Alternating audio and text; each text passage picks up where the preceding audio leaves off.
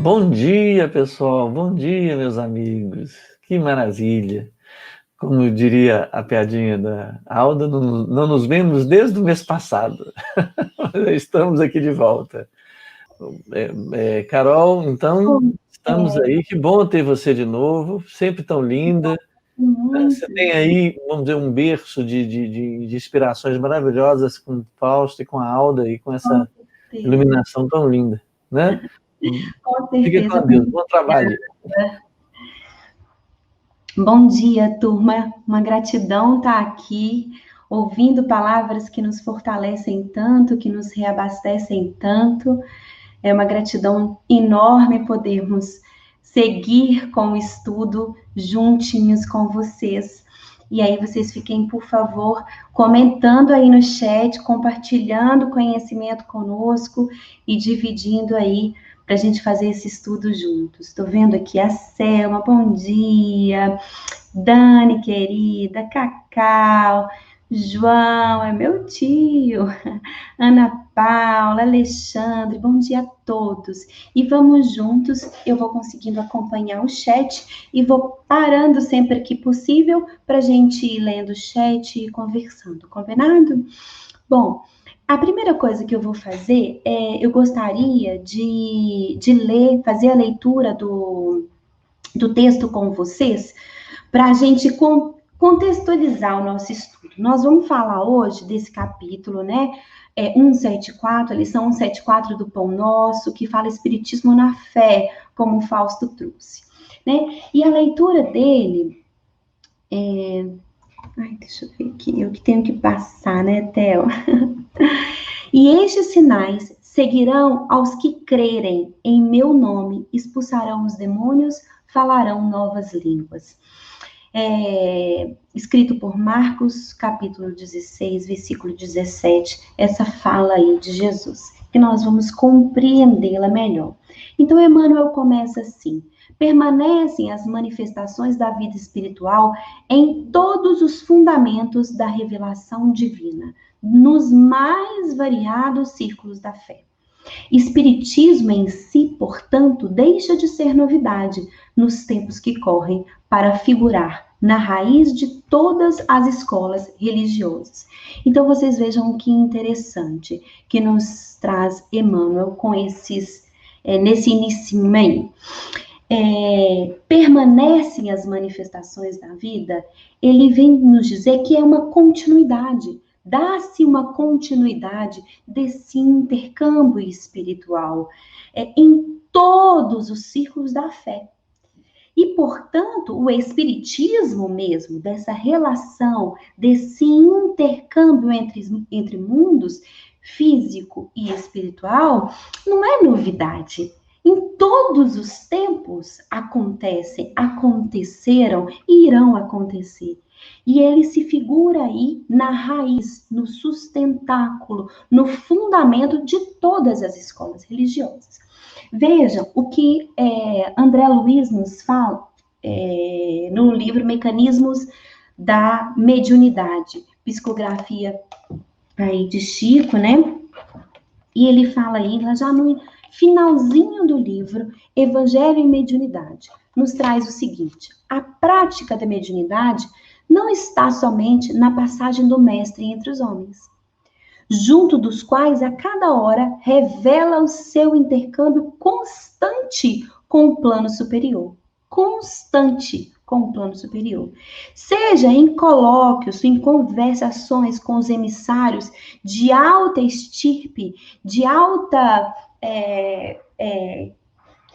alto valor moral, né?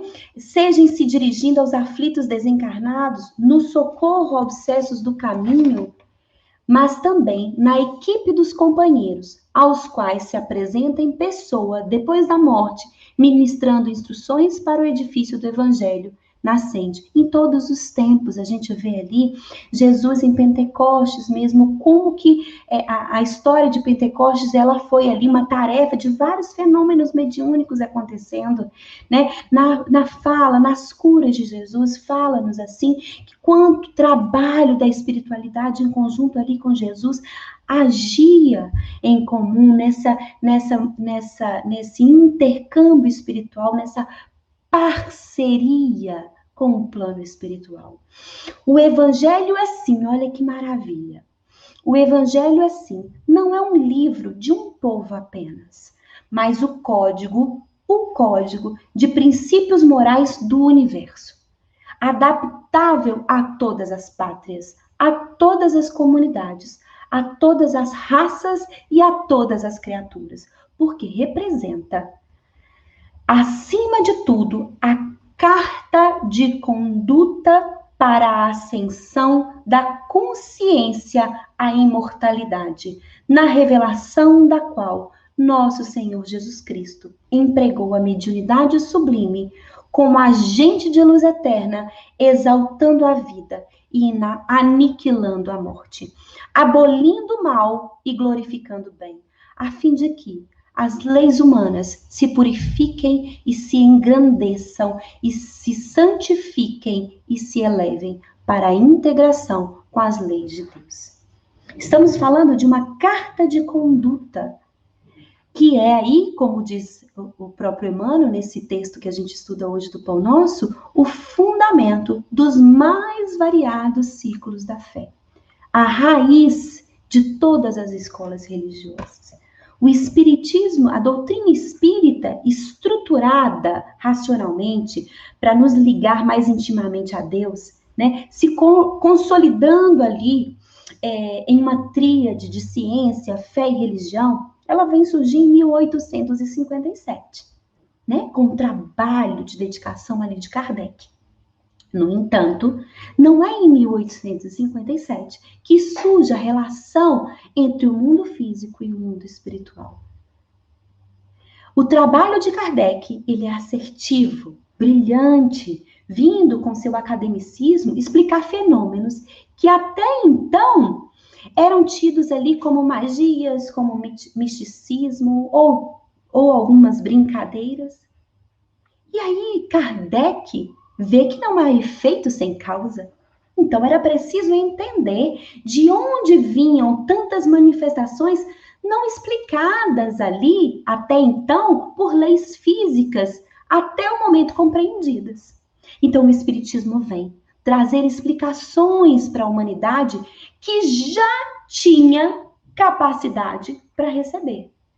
Já estava pronta para construir raciocínio, para refletir. E, enfim, por meio desse processo de reflexão, de raciocínio, que vem trazer Kardec, que vem mostrar o Espiritismo, que vem oferecer essa doutrina, essa doutrina raciocinada, de fé raciocinada, vem nos ensinar sobre fé raciocinada, permite e nos instrumentaliza ainda mais para amadurecermos.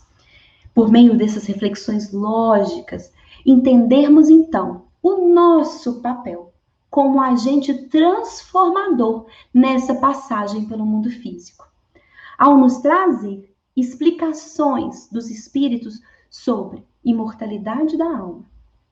Então, como diz André Luiz aqui no livro Mecanismos da Mediunidade, aniquila a morte, falando então sobre essa continuidade da nossa existência.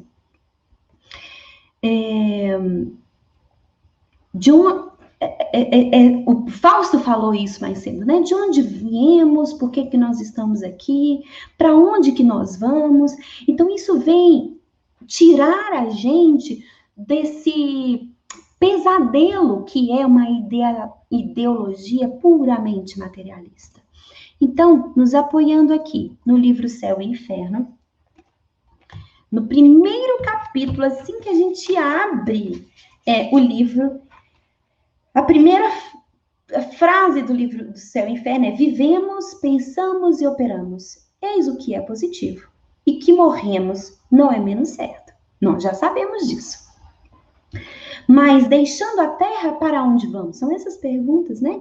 Trazidas pelo Fausto mais cedo, que eu trago novamente aqui, para a gente ver a construção belíssima desse raciocínio em fé, desse espiritismo na fé, dessa fé inabalável, trabalhada na construção do raciocínio, trazido aqui por esses questionamentos nossos. Porque a partir do momento que a gente amadurece, a gente começa a trazer reflexões, perguntas maduras sobre as questões humanas, né? Os incógnitas humanos aí. E aí, mas deixando a Terra, para onde vamos? O que queremos após a morte? Estaremos melhor? Estaremos pior? Existiremos ou não? E vem a doutrina aí. Todo homem experimenta a necessidade de viver, de gozar a vida, de amar e ser feliz.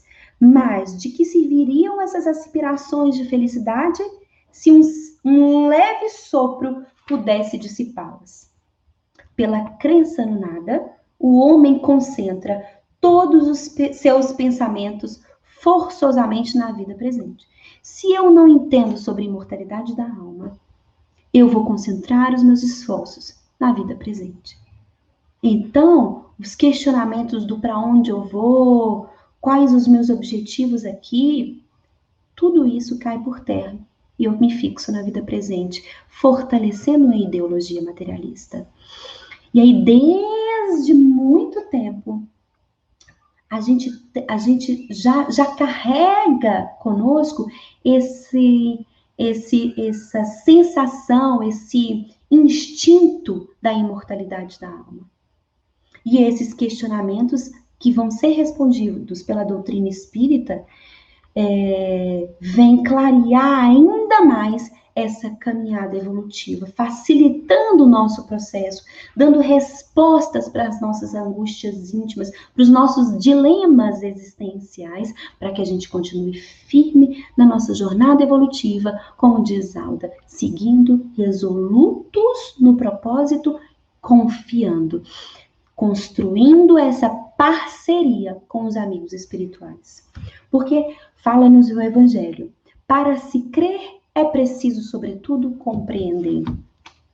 E aqui, no Céu e Inferno, ele continua. É nessas circunstâncias que o Espiritismo vem opor um dique à difusão da incredulidade. Não somente pelo raciocínio, não somente pelas perspectivas do perigo que ela acarreta. Isso também, mas pelos fatos materiais, porque tornam visíveis, tangíveis, a alma e a vida futura. A gente passa a ter certeza desses processos no estudo da doutrina espírita, porque vem explicar para a gente, tornando tangível essa vida futura, essa imortalidade da alma. Vocês me permitam trazer de novo Paulo e Estevão em outros trechos que vêm elucidar um pouco mais essa conexão, esse intercâmbio com o plano do plano físico com o plano espiritual. Em determinado momento, Estevão está fazendo uma pregação em praça pública e um médium, recebendo um espírito que quer perturbar a situação, começa a elogiar demais Estevão. E Estevão vendo ali uma grande armadilha, né, raciocinando que o intercâmbio com os amigos espirituais que querem nos ajudar, eles vêm para nos fortalecer, Estevão age prontamente e começa a falar sobre esse intercâmbio com os amigos espirituais. Ele traz assim para a gente, olha que interessante. Se fecharmos a porta de comunicação com a esfera do mestre, como receber seus ensinos? Então, quando a Alda fala que Dr. Bittencourt pede licença para entrar na nossa casa íntima, nós estamos falando dessa casa íntima de comunhão com Jesus, de parceria com os amigos espirituais, de estarmos em sintonia com esses mentores amorosos. Continua Paulo. Os sacerdotes são homens, os templos são de pedra. Que seria da nossa tarefa sem as luzes do plano superior? Do solo brota muito alimento, mas apenas para o corpo. Para a nutrição do espírito é necessário abrir as possibilidades da nossa alma para o alto e contar com o amparo divino. Não é abrir essa nossa casa interna? Nesse particular, toda a nossa atividade repousa nas dádivas recebidas. Já pensaste no Cristo sem a ressurreição, sem a intercâmbio com esses discípulos? Ninguém poderá fechar as portas que nos comunicam com os céus. O Cristo está vivo e nunca morrerá. Conviveu com os amigos depois do Calvário, em Jerusalém e na Galileia. Trouxe uma chuva de luz e sabedoria aos cooperadores galileus. No Pentecoste, chamou-me às portas de Damasco. Mandou um emissário para libertar Pedro, quando o generoso pescador chorava no cárcere.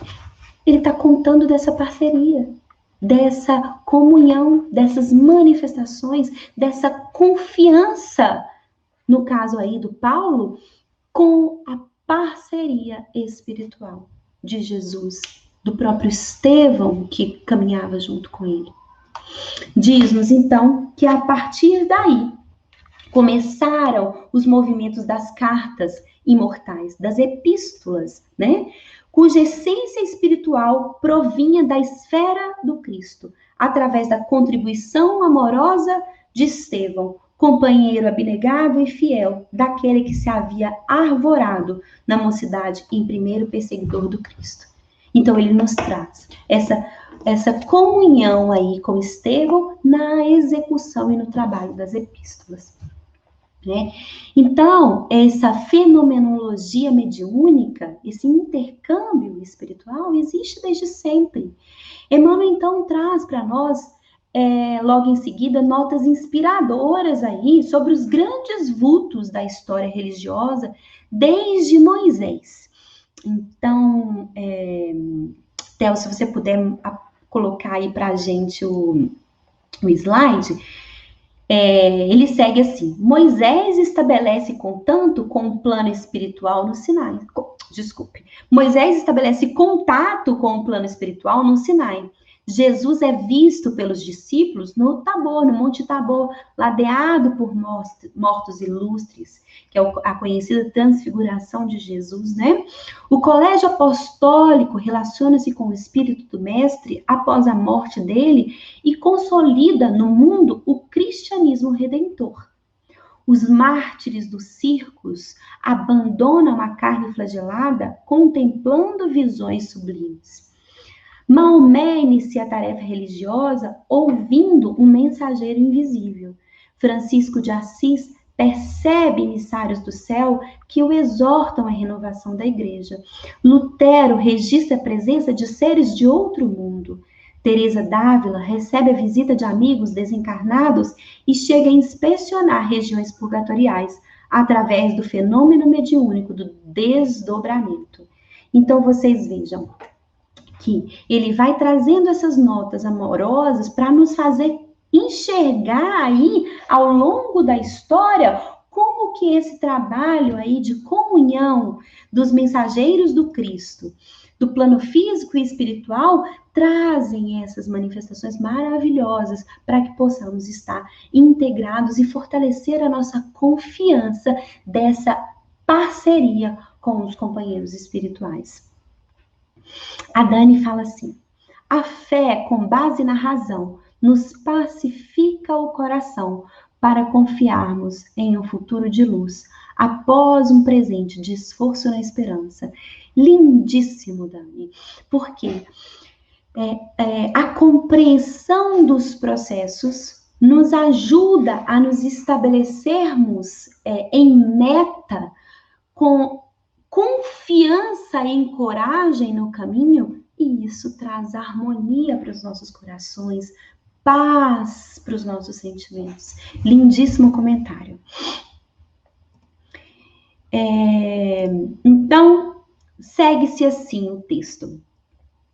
Sinais do reino dos espíritos. Isso.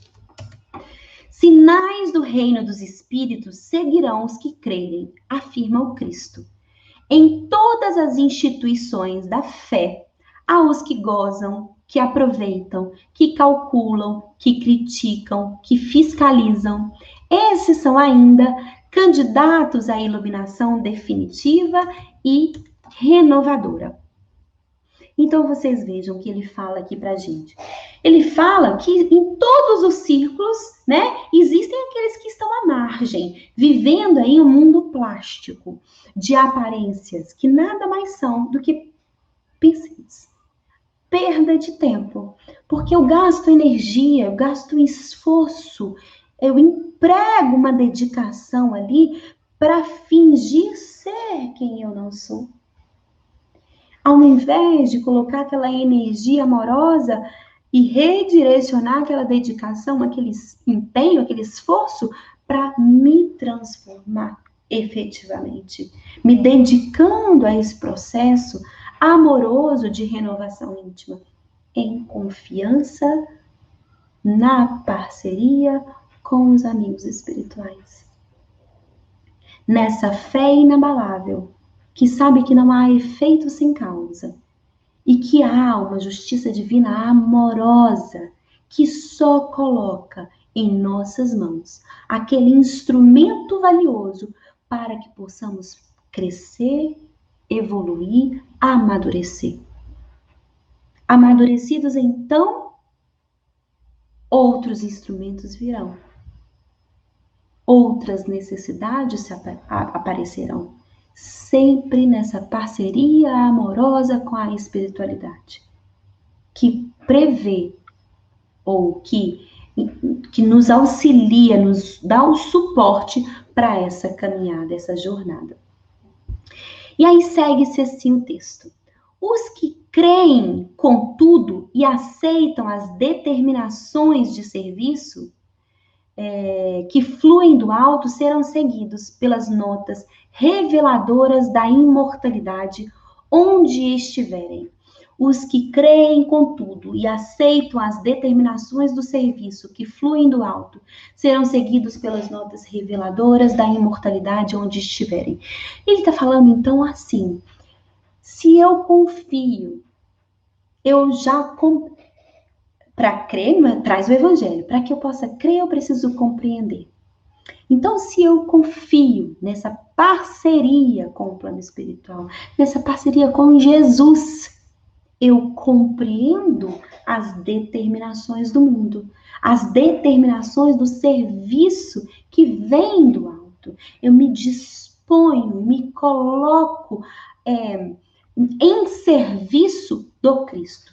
Eu compreendo o meu papel como agente transformador onde quer que eu esteja. Agora, precisamos definir se estamos nesse mundo plástico, se estamos nesse lugar que critica, que atrapalha, se estamos sendo um agente transformador negativo ou se já estamos em parceria com o Cristo, fazendo esse papel de sermos servos, de sermos trabalhadores da sua seara, e que exemplifica por meio de atitudes, por meio de gestos, por meio de pensamentos, essa comunhão com Jesus. Esse entendimento das circunstâncias que vêm, que fluem do alto. Se já entendemos essas notas reveladoras da imortalidade e se já colocamos em prática no nosso dia a dia. Nem que seja pela luta constante para moldar ou para ajustar as nossas emoções. Para deixarmos aquelas emoções ainda no estilo piti, né? Dando pitis em relação às circunstâncias da vida, para moldá-los para um amadurecimento daquele que compreende as circunstâncias da nossa existência sendo aqui um trecho da nossa imortalidade, um trecho da nossa eternidade.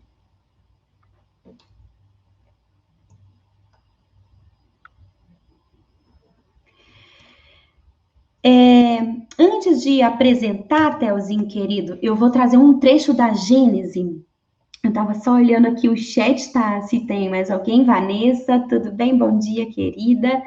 Eu vou trazer um trechinho da Gênese, falando sobre essa postura nossa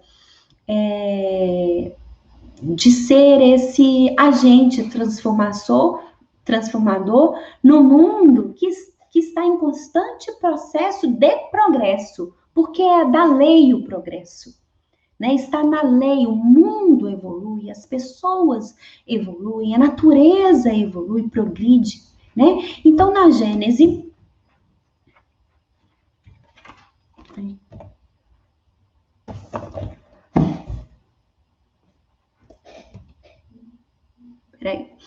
na Gênese eles fala-se assim: tudo na criação é harmonia, tudo revela uma previdência que não se desmente, nem nas menores, nem nas maiores coisas.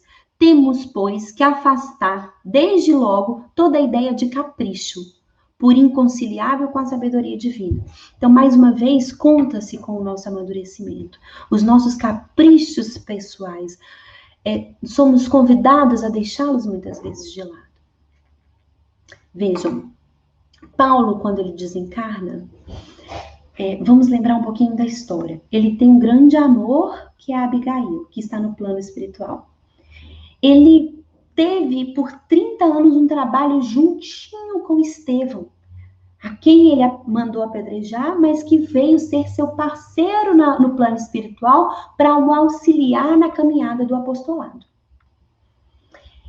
Tem o próprio Jesus, que ele encontra na estrada de Damasco e que quisera ele poder reencontrar esse amor, né, esse olhar de Jesus.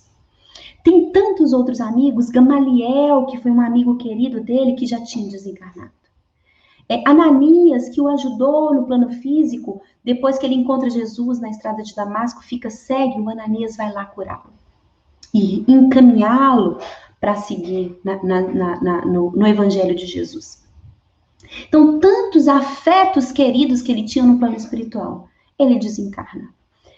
E aí, Ananias vai o auxiliá-lo, né, trazendo uma nova visão, mas agora, do plano espiritual. Uma simbologia muito bonita que traz Emmanuel para nós. E ele pergunta, agora, o que você quer? A vontade dele, imediatamente, é reencontrar Abigail. Mas ele aprendeu tanto na jornada da vida dele a abrir mão dos caprichos pessoais em detrimento do dever, né, para que pudesse cumprir-se o dever. Né, a caminhada dele foi de tantos trabalhos para poder divulgar uma nova forma de estar em sociedade, uma nova forma de se conduzir à sociedade pela lei de amor agora, né? E aí, mesmo que aquele desejo fosse ver Abigail, ele fala, eu quero retornar a Jerusalém. Eu quero ver como é que está Jerusalém, onde foi tantos de sabor, onde eu vivi tantos de sabores antes de compreender Jesus. Então ele segue numa caminhada ainda de trabalho. E em determinado momento ele percebe ali Abigail, Estevão e Jesus. E como um olhar de menino que está ali querendo obedecer às leis familiares, né, da mãe, do pai, antes de se aproximar desse amor querido, ele bate o olho em Jesus como quem pede a aprovação. Porque já se entendeu ali como integrado com a sabedoria divina. Deixa eu ver se eu já posso seguir nesse caminho. E Jesus aprova prontamente e diz, vai, Paulo, vai ser feliz.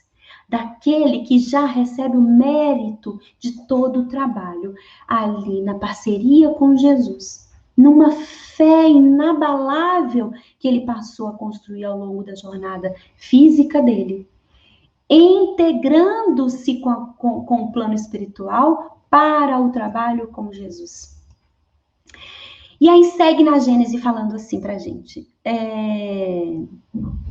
Então, só repetindo. Temos, pois, que afastar desde logo toda a ideia de capricho, por inconciliável com a sabedoria divina. Se estamos em parceria com Cristo, vamos ver o que é o melhor, e não só o que a gente deseja, o que a gente quer. O que é o ideal? Qual o instrumento que está na minha mão agora e o que ele me convida a amadurecer, a crescer, a melhorar e desenvolver. Isso fala de fé inabalável, né? Essa confiança do que me foi dado em minhas mãos. O que eu posso fazer como agente construtor da minha história e transformador onde quer que eu esteja. Em segundo lugar, traz-nos a Gênese. Se a nossa época está designada para a realização de certas coisas, é que estas têm uma razão de ser na marcha do conjunto. Se a nossa época está designada para a realização de certas coisas, é que esta tem uma razão de ser na marcha do conjunto. A humanidade como um todo está em processo de evolução. E algumas circunstâncias, elas estão a favor dessa marcha do conjunto, para que possamos estar aí participando desse aprimoramento da lei, né? Nos colocando na ordem dessa lei do progresso. E finalizando aqui, o Espiritismo, então, ele não vai criar uma renovação social, né? É nossa maturidade, a madureza da humanidade é que fará dessa renovação uma necessidade. Então, vocês vejam, já trabalhados ao longo de alguns séculos, na nossa intimidade, 1857, vem o Espiritismo para dar mais instrumento para a nossa maturidade, para a gente se desenvolver para um novo olhar, para nos estabelecermos nessas novas regras que vão serem prioridades na organização social, que é a lei de amor. Estamos caminhando para cada vez mais que isso se fortifique na nossa construção, nas nossas relações dia a dia. Então, pensemos sempre nisso. E aí, por fim, quando o próprio Paulo vai ser decapitado, e o mártir, né, o homem que foi escolhido para decapitá-lo, ele fala assim para o Paulo: lastimo ter sido designado para este feito, e intimamente não posso deixar de lamentar-vos. E aí o Paulo responde, então vejam aí a confiança mais uma vez. Não sou digno de lástima, tende antes compaixão de vós mesmos, porque eu morro cumprindo deveres sagrados em função de uma vida eterna. Enquanto que vós ainda não podeis fugir às obrigações grosseiras da vida transitória.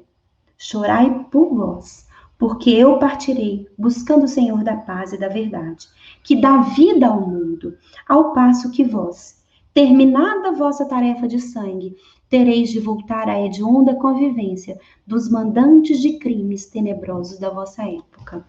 Então, vocês vejam, as escolhas do mundo, vivendo no mundo, mas integrado com a doutrina do Cristo. Numa confiança sincera e numa fé inabalável. Finaliza então Emmanuel. Em nome do Senhor, emitindo vibrações santificantes, expulsarão a treva e a maldade, e serão facilmente conhecidos entre os homens espantados, porque falarão sempre na linguagem nova do sacrifício e da paz, da renúncia e do amor. Então, em nome desse Senhor, emitindo vibrações santificantes, eu vou expulsar as minhas angústias morais, os meus dissabores morais, as minhas infantilidades morais, para poder estar integrado com essa lei de progresso, caminhando junto nessa evolução e fazendo essa parceria de confiança com os amigos espirituais. A Aldinha nos traz no livro Lições de Luz, a psicografia do André Luiz, falando do homem e a lei de progresso, que traz... desculpa, não é isso. O homem e seu processo regenerador, falando-nos assim: avance com o olhar estendido aos compromissos de um mundo novo, que a todos aguarda com expectativas novas. Abrace com profundo amor a tarefa conciliadora com o próximo, estendendo sentimentos nobres às famílias que compõem a sociedade onde se encontra inserido. Ore com sinceridade e com verdade. Bendiga ao Pai as situações tumultuadas que por um momento testaram suas fibras íntimas, alinhadas ao equilíbrio e à serenidade, para que adentrar o mundo da regeneração seja a conquista definitiva dos valores desenvolvidos com o suor do entendimento e da compreensão, trabalhados arduamente ante a proposta divina de ir em frente. Então, sigamos trabalhando nesse processo de reforma íntima, sendo um traço divino, onde quer que estejamos, sendo esse agente transformador do amor, pelo amor, onde quer que estejamos, para enfrentarmos esses nossos demônios internos e amadurecermos com Jesus, em fé, nessa fé inabalável, em parceria com Jesus. Muito obrigada, amigos queridos. Se vocês quiserem trazer algum comentário, fiquem à vontade. Dani, querida, um beijo amoroso, muito obrigada. É isso que eu trouxe para vocês. Theo. Oi. Oi, Carol. Que delícia, muito bom. Adorei a fala de Paulo com o seu Carrasco, né? Eu acho que é uma síntese bem grande quando ele fala quando o Emmanuel fala dos apavorados, não, dos desesperados. Como é que é a última sentença dele lá que ele estava falando? Era dos... De qual parte? Ele fala com o que decapitou ou... Não, é quando fala com decapitou, a ver com o que o Emmanuel está falando, assim, que estarão apavorados. Espantados. Espantados. Espantados. É interessante mesmo, quer dizer, a fé inabalável de Paulo garantia para ele o lugar que tivesse. Lembro da vivência dos emissários de Jesus junto no livro Libertação, né, junto com Gregório, que nós vamos te prender. Falou assim: olha, eu sirvo Jesus, onde você me colocar eu vou servir. Então eles ficaram com medo, se eu pôr ele entre nós aqui, nós estamos na água. Realmente essa questão da fé é interessante em todo tempo e lugar, né?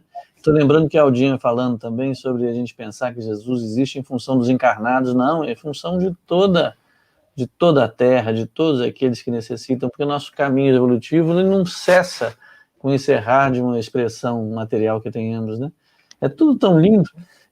Todas as vezes que eu passo pela quarta-feira aqui, que vejo você falando e que vejo essa sintonia com as pessoas que estão junto conosco, né? Vejo, olha lá, Elisa Santana, Luiz Vorcaro, tem tanta gente, né? A Euna, o Walter, nossa, que coisa, Valdemar participando dessas reflexões tão boas, eu fico tão feliz. Muito obrigado, viu, gente, pela participação de vocês. Eu acho que isso existe para que estejamos juntos, não é um trabalho isolado da turma de cá para a turma daí. Somos todos nós tentando refletir sobre Jesus, sobre as leis de Deus, né? E que isso possa movimentar em todos nós um sentimento positivo, um movimento que façamos para que os medicamentos do Dr. Bittencourt cheguem a nós e que possamos vibrar e nos iluminar. Agradeço muito você, viu, Carol? Vamos fazer uma oração, então, para a gente encerrar? Vamos lá? Você faz a oração para a gente? Claro. Claro? Então tá bom. Fique com Deus. Então, vamos agradecer a Jesus, né? Pensando nessa intimidade, de nos colocarmos aí juntinhos desse olhar de Jesus, recebendo esse olhar do Cristo amoroso, nos convidando a confiar Confiar é nele, nesse mestre, nesse irmão mais velho, nesse querido amoroso que tanto nos inspira, que tanto nos ensina, com misericórdia, com amorosidade, com paciência, com benevolência e com toda essa equipe maravilhosa que ele tem, amorosa que ele tem, a nos alimentar e nos sustentar esse desejo íntimo de seguirmos a lei do progresso, para vivermos essa lei de amor, estabelecermos essa harmonia grandiosa de nos estabelecermos e nos integrarmos à linha do amor, à lei de amor. E que essas inspirações profundas dessas personagens como Paulo e tantos outros que essa equipe nos traz para nos mostrar como se faz aqui nesse plano físico, que a gente possa se aproveitar, beber dessas fontes amorosas, para que possamos nos inspirar todos os dias, em todos os instantes, nessa caminhada com Jesus, construindo essa fé inabalável e nos estabelecendo, descansando em trabalho, em confiança com Jesus. Muito obrigada, amigos queridos, equipe de Dr. Bittencourt e de Manuel Felipe Santiago. Que assim seja, graças a Deus.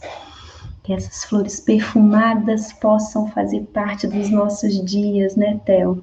Muito obrigada, amigos. Que assim seja.